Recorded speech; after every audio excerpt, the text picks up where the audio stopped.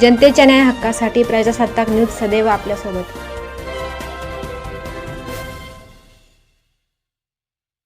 सय्यदबाबा चौकातील हायमॅक्स बंद, नगरसेवक डॉक्टर दानिश खान यांची तात्काळ दखल।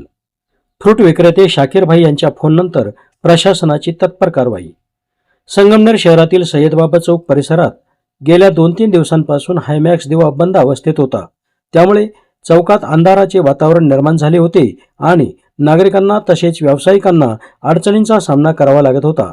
या संदर्भात चौकातील फ्रूट विक्रेते शाकीर भाई कालूबटर यांनी नगरसेवक डॉक्टर दानिश खान यांच्याशी संपर्क साधून समस्या कळवली। तक्रारीची तात्काळ दखल घेत डॉक्टर खान यांनी संबंधित यंत्रणेशी संपर्क साधत हायमॅक्स दिव्याची दुरुस्ती करून घेतली। दुरुस्ती पूर्ण झाल्यानंतर हायमॅक्स दिवा पुन्हा सुरू करण्यात आला असून परिसरात पुन्हा प्रकाश व्यवस्था सुरळीत झाली आहे। यामुळे स्थानिक नागरिकांनी समाधान व्यक्त केले आहे। हायमैक्स की लाइट बंद, किसको फोन लगाया? दानिश डॉक्टर को फोन लगा था कि भाई हायमैक्स की लाइट बंद है, 3 दिन से बंद थी। उनको मालूम नहीं था, कल रात को उनको मालूम पड़ा। डॉक्टर दानिश को फोन करने किसने बोला था? सलीम मैंने बोला डॉक्टर दानिश को फोन करने वास्ते।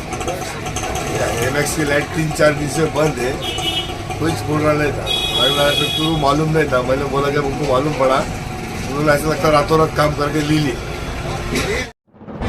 आपल्या परिसरातील ताज्या घडामोडी पाहण्यासाठी आजच प्रजासत्ताक न्यूज 24 ला सबस्क्राइब करा आणि 10 अपडेट तसेच लाईक अँड शेअर करायला विसरू नका।